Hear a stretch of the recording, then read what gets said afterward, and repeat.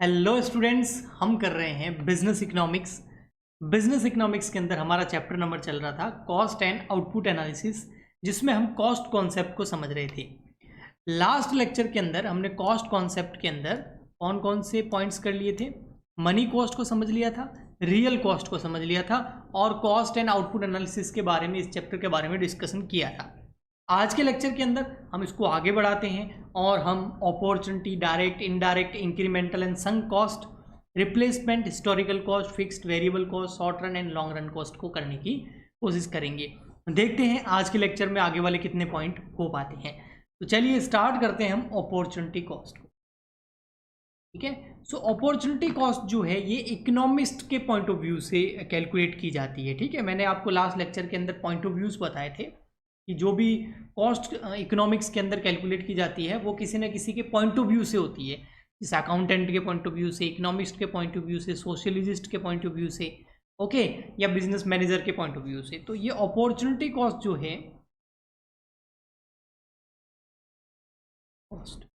ये opportunity cost जो है इसको हम कैलकुलेट करते हैं इकोनॉमिस्ट के पॉइंट ऑफ व्यू से। ठीक है, सो अब ये अपॉर्चुनिटी कॉस्ट क्या है? सबसे पहले तो ये मॉडर्न कॉन्सेप्ट है। ठीक है, ये ध्यान रखना, ये क्या है? एक मॉडर्न कॉन्सेप्ट है। ओके, अब देखिए, इकोनॉमिक्स की बात चल रही है तो बिजनेस इकोनॉमी के अंदर हम एक चीज़ देखते हैं, इकोनॉमी के अंदर, इकोनॉमिक सब्जेक्ट के अंदर चीज़ देखते हैं कि जो वांट्स होती है, यानी कि जो इच्छाएं होती है, वो अनलिमिटेड होती है ना। ओके, बट रिसोर्सेज हमेशा क्या होते हैं? स्केयर होते हैं, स्केयर या फिर लिमिटेड रिसोर्सेज होती हैं। तो अब आपको क्या करना है? आपके पास रिसोर्सेज लिमिटेड हैं लेकिन आपकी वांट्स अनलिमिटेड हैं, तो अब आपको यहां पर चूज करना पड़ेगा कोई एक ऑप्शन, या चूजिंग ऑफ, या चॉइस ऑफ बोल सकते हैं, अल्टरनेट। तो आपको यहाँ पर चॉइस करनी पड़ेगी, किसी अल्टरनेट को चूज करना पड़ेगा। बस यहीं से निकल के आता है आपका opportunity concept, choice of alternative uses, कि आप उसका क्या यूज करेंगे। जैसे फॉर एग्जांपल के लिए आपके पास 1 लाख रुपए हैं, ठीक है, अब 1 लाख रुपीज हैं, तो ये रिसोर्सेज तो हो गए लिमिटेड, बट आपकी वांट्स अनलिमिटेड है। आपको गाड़ी भी चाहिए, बंगला भी चाहिए। अब बंगला तो 1 लाख रुपए में नहीं आएगा, गाड़ी भी चाहिए, मान लेते हैं बाइक चाहिए, आपको लैपटॉप भी चाहिए, मोबाइल फ़ोन भी चाहिए, अच्छा अच्छे कपड़े भी चाहिए। ओके, सो आपकी वांट्स अनलिमिटेड है। ऐसे कैसे किसी भी इकोनॉमिक्स के अंदर, अब बिजनेस की बात करें तो बिजनेस के अंदर भी, जैसे अगर किसी एक बिजनेसमैन के पास में रिसोर्सेज तो लिमिटेड है, उसके पास एक स्पेशल तरीके का गुड्स है, या उसके पास में कोई एक मशीन है जिससे प्रोडक्शन किया जा सकता है, या उसके पास में कैपिटल है, तो ये रिसोर्सेज तो लिमिटेड है, स्केयर है, बट वांट्स तो अनलिमिटेड है। वो इस गुड्स, इस मशीन और इस कैपिटल यानी कि इस पैसे का यूज करके बहुत तरीके के बिजनेस कर सकता है, लेकिन सारे तो नहीं कर सकता। उसमें से कुछ किसी एक अल्टरनेट को उसे चूज करना होगा। जैसे मान लेते हैं, जैसे फॉर एग्जांपल के लिए किसी बंदे के पास में 10 लाख रुपए हैं। अब वो क्या करा सकता है? या तो उस 10 लाख रुपए की वो म्यूचुअल फंड में डाल दें और घर बैठा अच्छा रिटर्न प्राप्त कर ले, या फिर वो उसकी एफडी करा लें 10 लाख रुपीज़ की, फिक्स डिपॉजिट करा ले, या गवर्नमेंट बॉन्ड बाय कर ले, वो यानी कि इन्वेस्टमेंट कर दे, इसका सिक्योर्ड एकदम गवर्नमेंट बॉन्ड ले ले, या फिर वो 10 लाख रुपीज़ को किसी बिजनेस में डाल दें, खुद बिजनेस स्टार्ट कर दें। तो उसके पास में देख रहे होंगे आप, ऑप्शन जो रहते हैं ना वो अनलिमिटेड रहते हैं। ऑप्शंस क्या रहते हैं? अनलिमिटेड रहते हैं। अब उसे इनमें से कोई एक अल्टरनेटिव चूज करना है। फॉर एग्जाम्पल के लिए अगर वो म्यूचुअल फंड में पैसा डाल दे तो उसको जो रिटर्न मिलेगा, पर एनम रिटर्न मिलेगा, मान लेते हैं रिटर्न मिल जाता है उसको 12%। अब 10 लाख का 12% हो गया, 1,20,000 रुपये की उसकी कमाई होगी पर एनम। एफडी मान लेते हैं 6% रिटर्न मिलता है, तो 60,000 रुपये एफडी से मिल जाएंगे। अगर गवर्नमेंट बॉन्ड ले लेता है तो 80,000 रुपीज़ उसको गवर्नमेंट बॉन्ड मिल जाएंगे। लेकिन अगर कोई वो बिजनेस स्टार्ट कर देता है तो वहाँ पर उसको जो है, मान लेते हैं 1,50,000 रुपीज़ की कमाई कर लेगा वो।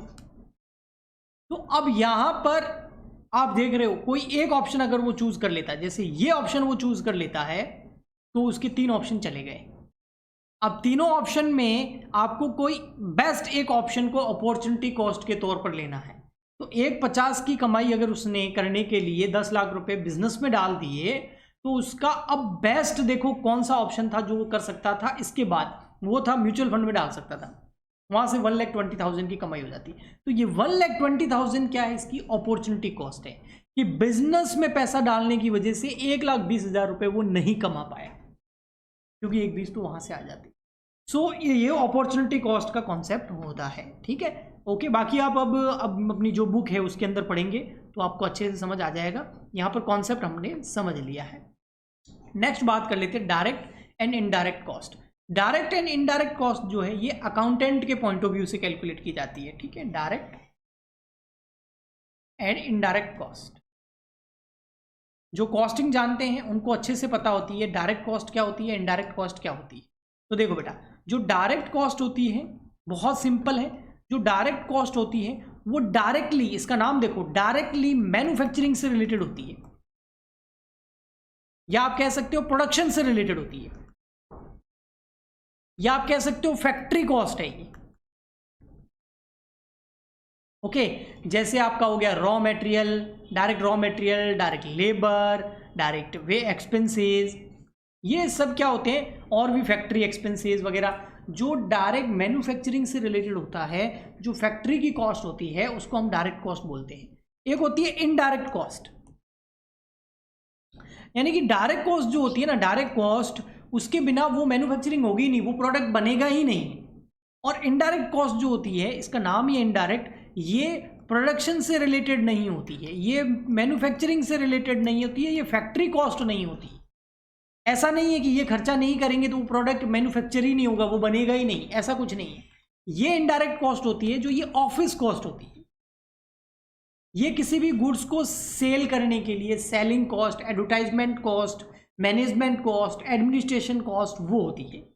तो ये अकाउंटेंट पॉइंट ऑफ व्यू से दो तरह की होती है, डायरेक्ट और इनडायरेक्ट कॉस्ट। तो ये अकाउंटेंट पॉइंट ऑफ व्यू से होती है, डायरेक्ट और इनडायरेक्ट। जो अपॉर्चुनिटी कॉस्ट पड़ी वो इकोनॉमिस्ट के पॉइंट ऑफ व्यू से थी। तो अगर मैं यहाँ पर लिखूँ, जैसा कि मैंने कल बताया, मनी कॉस्ट जो होती है वो अकाउंटेंट के पॉइंट ऑफ व्यू से होती है, रियल कॉस्ट जो होती है ये सोशलिस्ट के पॉइंट ऑफ व्यू से होती है, और अपॉर्चुनिटी कॉस्ट इकोनॉमिस्ट के पॉइंट ऑफ व्यू से होती है, ठीक है। और direct and indirect cost accountant के पॉइंट ऑफ व्यू से होती है।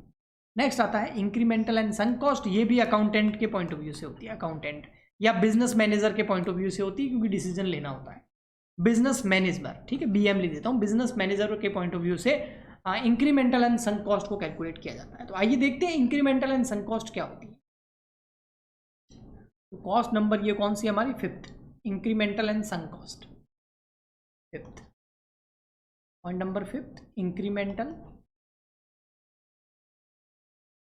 Cost and sunk cost.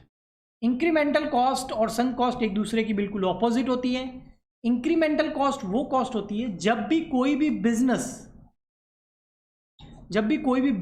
कोई भी कंपनी अपने जो प्रोडक्ट है उसके नेचर को चेंज कर रही हो, या अपने प्रोडक्ट को चेंज कर रही हो, है ना, प्रोडक्ट के नेचर को चेंज कर रही हो, या अपने प्रोडक्ट को चेंज कर रही हो, या अपनी बिजनेस एक्टिविटी को चेंज कर रही हो।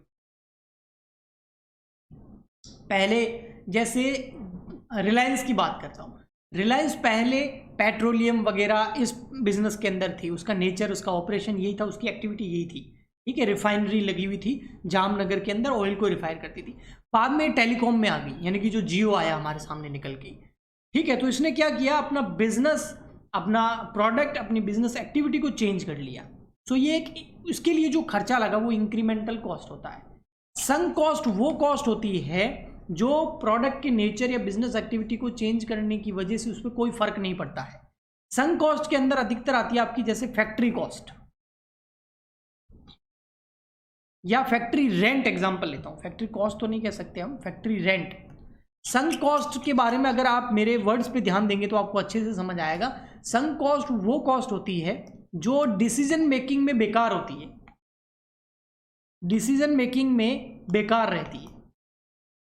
डिसीजन मेकिंग में संक कॉस्ट का कोई रोल नहीं होता है। जैसे फॉर एग्जांपल के लिए एक फैक्ट्री है, ठीक है, उस फैक्ट्री का रेंट है, मान लेते हैं पूरे एनम का 1 लाख रुपीस, एक साल का कितना रेंट है, 1 लाख रुपए। अब चाहे आप उस फैक्ट्री को बंद कर दो तो भी रेंट कितना देना पड़ेगा, 1 लाख रुपए। चाहे आप उसमें फैक्ट्री में प्रोडक्शन स्टार्ट कर दो और प्रोडक्शन बहुत कम करो तो भी रेंट कितना लगेगा, 1 लाख। चाहे आप फैक्ट्री की जितनी कैपेसिटी है, जितना उस फैक्ट्री में काम हो सकता है, फुल कैपेसिटी से कर रहे हो तो भी रेंट कितना लगेगा, 1 लाख। तो यहाँ पर फैक्ट्री का जो रेंट है वो संक कॉस्ट है। चाहे बिजनेस करो ना करो, ज़्यादा करो कम करो, डिसीजन में कोई हेल्प नहीं करेगा, तो it is a sunk cost. Okay, so यहाँ पर हमने देखा इंक्रीमेंटल कॉस्ट, संक, ये बिजनेस मैनेजर काम लेता है, इंक्रीमेंटल एंड संक कॉस्ट। ठीक है, तो आज के लेक्चर के अंदर हमने कितनी कॉस्ट को समझा, 3 कॉस्ट को समझा, direct, indirect, opportunity cost, direct and indirect cost, and incremental and sunk cost. Next lecture के अंदर हम replacement cost, historical cost, fixed and variable, short run and long run cost को समझेंगे। तो अगर आपको इकोनॉमिक्स के अंदर हेल्प मिल रही है तो आप इस वीडियो को लाइक कीजिए, शेयर कीजिए, ताकि दूसरे स्टूडेंट्स की भी हेल्प हो जाए। कुछ पूछना हो तो कमेंट कीजिए। हम मिलते हैं नेक्स्ट वीडियो में। आज के लिए इतना ही, तब तक के लिए goodbye and thank you.